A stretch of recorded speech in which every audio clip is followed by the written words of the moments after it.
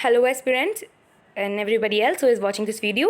So we are continuing our topic, that is changes in religious beliefs and devotional text. So before coming to our topic, again I would like to tell you that Vani ma'am has started a foundation course on Indian polity on Unacademy platform. So if you want to take the plus subscription, you can put her referral code, that is Vani Mehra, to avail 10% discount, as well as you will get a personal mentorship and all these benefits of the preparation throughout your journey. And for more information, you can see the description box given below.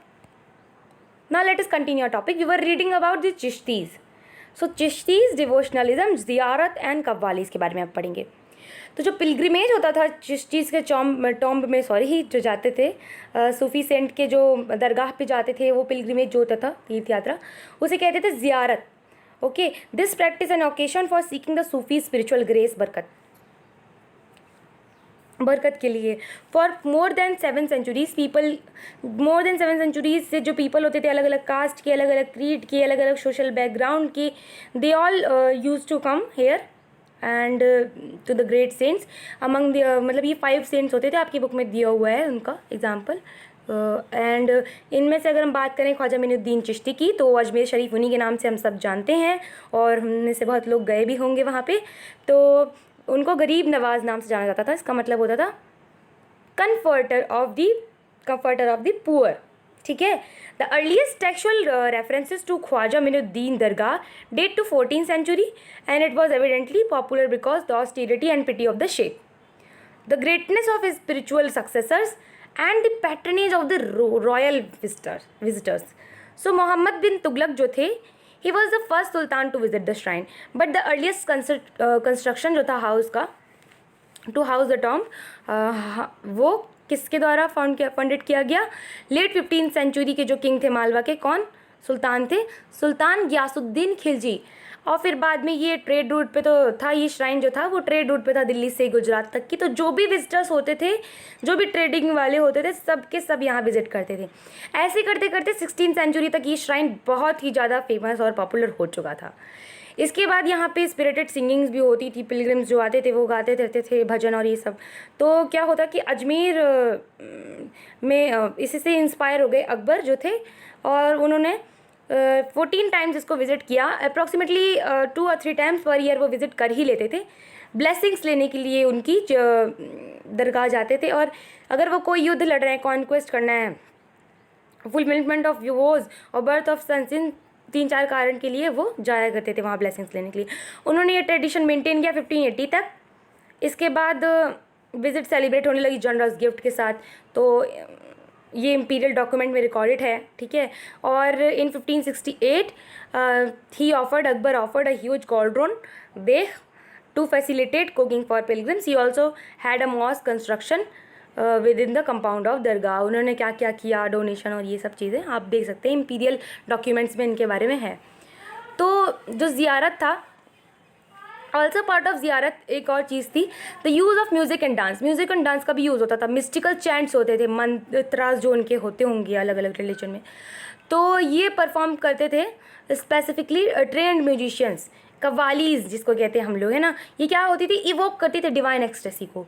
और जो सूफ़ी members होते थे, God सूफ़ी जो होते थे वो remember करते थे भगवान को, या तो जिक्र करके उनका, या उन इवोक करके, या उनके प्रेजेंस को समा या परफॉर्मेंस, कोई मिस्टिकल म्यूज़िक का परफॉर्मेंस करते थे. तो समा वॉज इंटीग्रल टू चिश्ती. समा क्या होता है? ऑडिशन लिखा है, literally audition. So now come to our next topic, that is language and communication. So it was not just in sama that Chishtis adopted local language.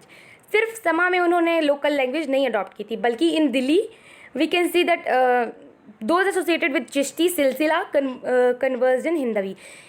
जो भी चिश्ती से सिलसिला से एसोसिएटेड लोग होते थे वो हिंदवी में भी कन्वर्स करते थे. और जो अदर सूफी होते थे, बाबा फरीद, वो लोग लोकल लैंग्वेज, बाबा फरीद का वर्णन है गुरु ग्रंथ साहिब में, वो लोग लोकल लैंग्वेज में भी इनकॉर्पोरेट करते थे, कन्वर्स करते थे. और इनकी चीज़ें जो हैं इनकॉर्पोरेटेड की गई हैं किस में? गुरु ग्रंथ साहिब में. तो जो दूसरे अदर कंपोजिशंस थे, लॉन्ग पोएम्स और मसनवीज़, ये एक्सप्रेस करते थे डिवाइन लव को एलिगरी के फॉर्म में। एलिगरी क्या होता है? एक स्पिरिचुअल वो होता है कि अगर आप सिम्बॉलिज्म का यूज़ करते हैं उसमें, मतलब हम स्टोरी कुछ और बता रहे हैं लेकिन वो स्टोरी किसी और चीज़ को सिम्बॉलाइज़ कर रही है, खास करके स्पिरिचुअल चीज़ों को, है ना। अपेरेंट मतलब उसका कुछ और होता है और स्टोरी कुछ और बोलती है। पद्मावती के बारे में हम जानते हैं कि ये लिखी गई है मलिक मोहम्मद जायज़ी के द्वारा। तो इसमें वर्णन है महारानी पद्मावती का, जो मेवाड़ की रानी थी और राजा रतन सिंह की पत्नी थी, उनके बारे में, उनकी सुंदरता के बारे में ये सब चीज़ों का वर्णन है।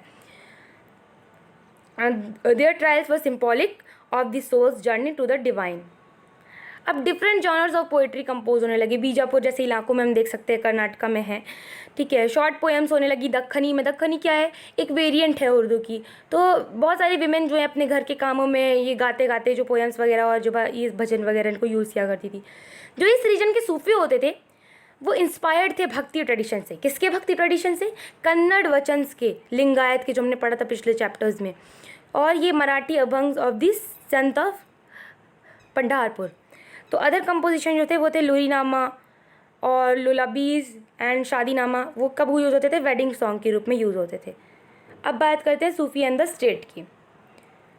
तो जो चिश्तीज ट्रेडिशन होता था वो ऑस्टेरिटी एंड तपस्या का होता था, including maintenance of the distance from, maintain करते थे वो लोग वर्ल्डली पावर से डिस्टेंस। साथ ही साथ वो पूरा आइसोलेट नहीं करते थे खुद को पॉलिटिकल पावर से, ठीक है, पूरा आइसोलेट नहीं करते थे, कुछ पॉलिटिकल पावर से वो जुड़े हुए रहते थे। सूफीज जो होते थे expected unsolicited grants and donations from this political elites. The sultan in turn set up a charitable trust. सुल्तान उसी के रिटर्न में चैरिटेबल ट्रस्ट एस्टैब्लिश करते थे, जो क्या था? औकाफ जिसको कहते थे, and endowment for hospice and granted tax free land, इनाम के रूप में टैक्स फ्री लैंड। चिश्तीज जो है डोनेशन एक्सेप्ट करते थे, कैश और kind, in cash and kind. और लेकिन उनमें ये अच्छी बात थी जो उनके फॉलोवर्स को उनकी तरफ अट्रैक्ट करती थी, हर फॉलोवर को, हर जगह के फॉलोवर्स को, वो ये थी कि वो लोग अपने जो ये पाते थे, जो भी कैश और काइंड, इनको एक्यूमुलेट नहीं करते थे डोनेशंस को, बल्कि वो उनको यूज़ करते थे रिक्वायरमेंट्स के लिए, जैसे कि food, cloth, living quarters and ritual necessities पे, ठीक है। ये एनहेंस करता है उनकी मॉरल अथॉरिटी को, शेख्स की, ठीक है। इसी वजह से लोग उनसे बहुत ज़्यादा जुड़े हुए थे। तो king did not simply need to demonstrate their association with Sufis, they also required legitimation from them.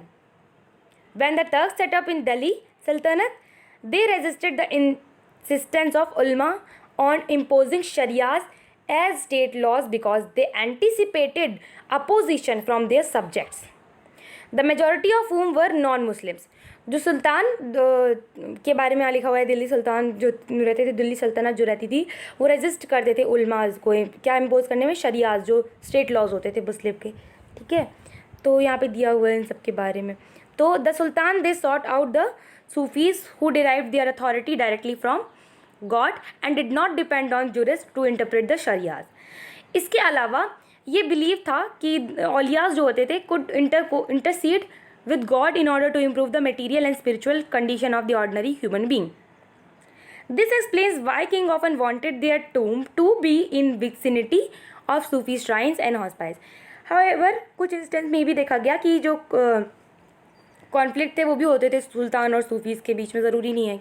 और कभी कभी ये भी चीज़ें देखी गई ओकेशनली कि जो सूफी होते थे अपने आप को बहुत बड़ा टाइटल देते थे, जैसे कि निज़ामुद्दीन औलिया के बारे में है कि मतलब जो डिसिपल्स होते थे निज़ामुद्दीन औलिया के, वो उन्हें अपना बहुत बड़ा बड़ा टाइटल देते थे, सॉरी, है ना। मतलब जो फॉलोवर होते पर्टिकुलर कोई एक सूफ़ी के या कोई एक शेख के, वो उन्हें बहुत बड़े बड़े महान टाइटल दिया करते थे, जैसे कि निज़ामुद्दीन औलिया को दिया गया है सुल्तानुल मशेक, माशाइक, जो भी इसको प्रोनाउंस करते हैं, सॉरी फिर से अगर गलती हो रही हो तो। अब weaving a divine fabric, Kabir के बारे में पढ़ते हैं। जो कबीर थे 14-15 सेंचुरी के परहैप्स सबसे आउटस्टैंडिंग एग्जाम्पल थे पोएट सेंट का। वो इमर्ज हुए, who emerge with this context, इस कॉन्टेक्स्ट से हमको पता चलता है। अब हिस्टोरियंस जो थे उन्होंने ट्राई किया उनकी लाइफ को, उनकी हिस्ट्री को रिकन्स्ट्रक्ट करने के लिए, उनके और उनके स्टडी को, उनके लिए जो कंपोजिशंस हुए उनको पढ़ के उन लोगों ने जो है ये फ्रेम किया है। अब क्या है, जो वर्सेस हैं ascribed to Kabir have been compiled in 3 distinct but overlapping traditions. तो वो 3 distinct और overlapping tradition क्या थे? Kabir बिजाक is preserved by Kabir Panth. ये बिल्कुल ध्यान में रख लीजिए क्योंकि ये MCQ में आ सकता है. Kabir बिजाक preserved by Kabir Panth, the path or sect of Kabir in Varanasi, elsewhere in Uttar Pradesh. The Kabir Granthawali is associated with the Dadu Pant and in Rajasthan, and many of the composition are in Adi Granth Sahib. हमने ये पीछे discuss किया था और हम आगे भी पढ़ेंगे इनको. तो जो all these manuscripts compilation were made along with the death of Kabir. By the 19th century, anthologies of verses attributed to him circulated in print in religion as far apart as Bengal, Gujarat and Maharashtra. जो कबीर की poem थी survive करती थी several languages में, dialects में, और कुछ होती थी वो कंपोज होती थी स्पेशल लैंग्वेजेस में जो निर्गुण पोएट्स के द्वारा यूज़ होती थी. निर्गुण पोएट्स क्या होते हैं? दसंत भाषा जो है. निर्गुण पोएट्स वो जो ऐसी एब्स्ट्रैक्ट फीचर को विश करते हैं, मतलब प्रे करते हैं, जैसे कि without attributes. They use to worship abstract form of God. Okay. Other known as ulat bansi are written in the form which everyday meaning are inverted. उलट मतलब पलटा, inverted. So these hints at the difficulty of capturing the nature of ultimate reality in words expressions such as the lotus which blooms outside flower or the fire raging in the ocean conveys the sense of Kabir mystical experience. ये जो line है दिखाती है कबीर का mystical experience. जो also striking range is the range of tradition Kabir drew on to describe the ultimate reality. बहुत सारी ऐसी चीज़ें जैसे मतलब कबीर ने अल्टीमेट रियलिटी बताई. तो अल्टीमेट रियलिटी जो थी अकॉर्डिंग टू इस्लाम उन्होंने बताई कि अल्लाह जो है वो परम सत्य है. खुदा, हजरत, पीर ये परम सत्य हैं.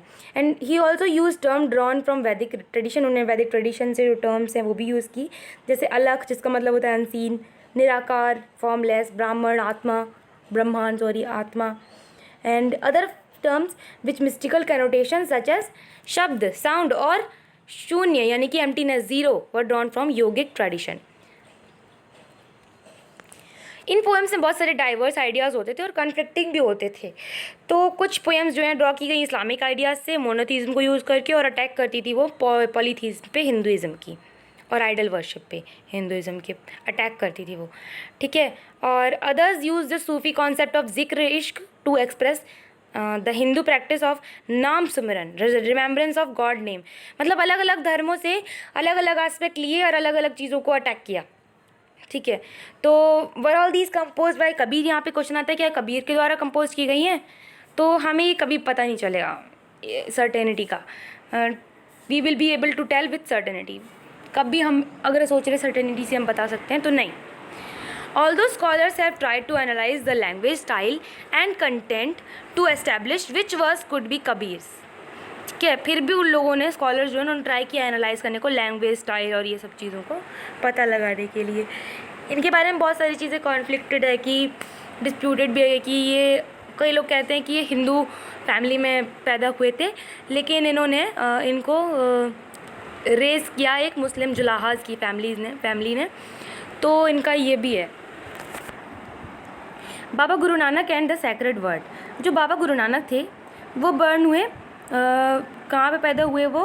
हिंदू मर्चेंट फैमिली में, एक विलेज में नानकाना साहिब जो कि रावी नदी के पास है और प्रीडोमिनेंटली मुस्लिम पंजाब के एरिया में स्थित है. उन्हें ट्रेंड किया गया अकाउंटेंट के रूप में और उन्होंने पर्शियन भी पढ़ी. उसके बाद उनकी बहुत ही यंग एज में शादी हो गई और उन्होंने स्पेंड किया अपना बहुत सारा समय सूफी और भक्तों जो होते हैं उनके साथ. उन्होंने बहुत जगह अपनी लाइफ में ट्रैवल किया और उनका मैसेज था कि उनका जो मैसेज था वो उनके हिम्स में और टीचिंग्स में रहता था. उन्होंने सजेस्ट किया और एडवोकेट किया that he advocated a form of निर्गुण भक्ति. निर्गुण भक्ति मैंने बताया, निर्गुण वो जो एब्स्ट्रैक्ट फॉर्म ऑफ गॉड को वो करता है, प्रे करता है, उसकी पूजा करता है. तो he formally repudiated external practices of the religions he saw around him. उन्होंने रिजेक्ट किया sacrifices, ritual baths, image worship, austerity यानी तपस्याज और scriptures of both Hindu and Muslims. यानी कि वो ये आडंबर जो होते थे, इन आडंबरों को नहीं मानते थे या इन आडंबरों को रिजेक्ट करते थे. साथ ही साथ उन्होंने क्या किया, ये बताया कि जो बाबा गुरु नानक द एब्सोल्यूट और रब हैज़ नो जेंडर फॉर्म, जो एब्सोल्यूट हैं, परम हैं, वो रब हैं और उनका कोई फॉर्म नहीं है, ना कोई उनका जेंडर है कि वो फीमेल है कि मेल है, कुछ भी नहीं है उनका, ठीक है। और साथ ही साथ उन्होंने सिंपल वे दिया कनेक्ट करने के लिए डिवाइन से, रिमेंबरिंग एंड रिपीटिंग, कि अगर तुम्हें डिवाइन पावर से अलौकिक जो चीज़ें और ये सब चीज़ भगवान है, बिल्कुल परम जो सत्य है, उससे अगर आपको कनेक्ट होना है तो आप बार बार उनका नाम लें, सिमरें उनका नाम जिसको कहते हैं, ठीक है। Expressing his ideas through hymns called shabad in Punjabi, the language of the region. Baba Guru Nanak would sing these compositions in various rags while his attendants Madana played the rabab, ठीक है। बाबा गुरु नानक जी थे, उन्होंने organise his follower into a community, उन्होंने अपने followers को एक community में organise किया। तो उन्होंने सेटअप किए रूल्स कॉन्ग्रीगेशन के लिए, वर्शिप के लिए, इन्वॉल्विंग कलेक्टिव रेसिटेशन। उन्होंने अपॉइंट किए कुछ डिसिपल्स जैसे Angad to succeed him as the preceptor guru, as a guru. उनके बाद उन्होंने अंगद को वो किया, चूज़ किया, अपॉइंट किया, और ये सब प्रैक्टिस जो 200 सालों तक चलती रही। ये दिख रहा था कि जो बाबा गुरु नानक हैं वो विश नहीं करते थे कि कोई नया रिलीजन वो इस्टेब्लिश करे, मगर उनकी डेथ के बाद जो उनके फॉलोअर्स थे उन्होंने कंसोलिडेट किया अपनी खुद की प्रैक्टिसेस को और डिस्टिंग्विश किया उन्हें हिंदूज़ एंड मुस्लिम्स प्रैक्टिसेस से, उन्हें अलग कर दिया, ठीक है। और इसी के साथ साथ जो 5th प्रिसेप्टर थे Guru Arjan compiled Baba Guru Nanak hymns and उन्होंने कंपाइल किया। साथ ही साथ इधर बाबा फरीद, रविदास, इन लोगों का भी वर्णन दिया है, हमने पढ़ा पिछले में। और एंड कबीरदास इन आदि ग्रंथ साहिब, इनके बारे में, इनकी हिम्स के बारे में भी है, ठीक है।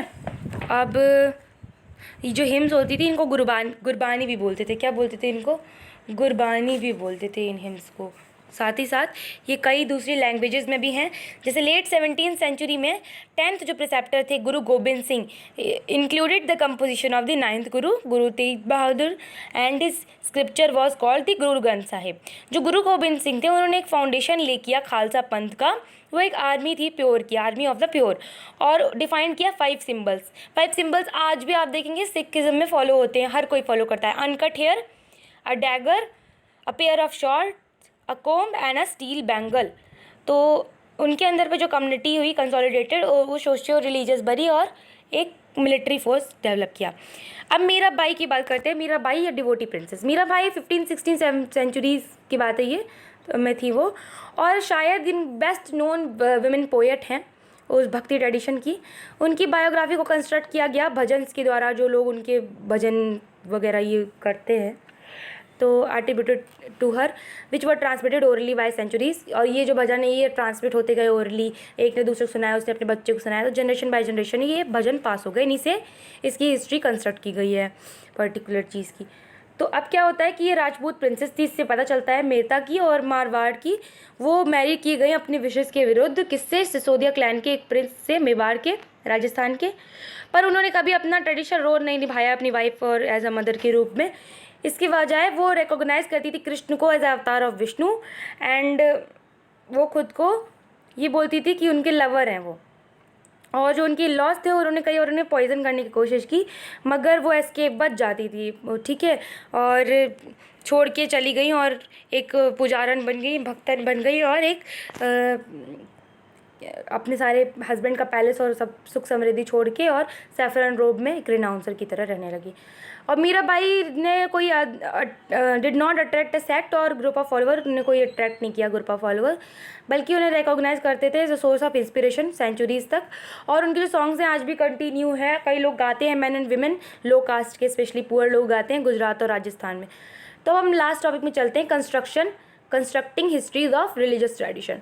तो हमने देखा कि जो हिस्टोरियंस होते हैं ड्रॉ करते हैं अलग अलग वेराइटी ऑफ सोर्सेज को हिस्ट्री कंस्ट्रक्ट करने के लिए रिलीजियस ट्रेडिशंस की।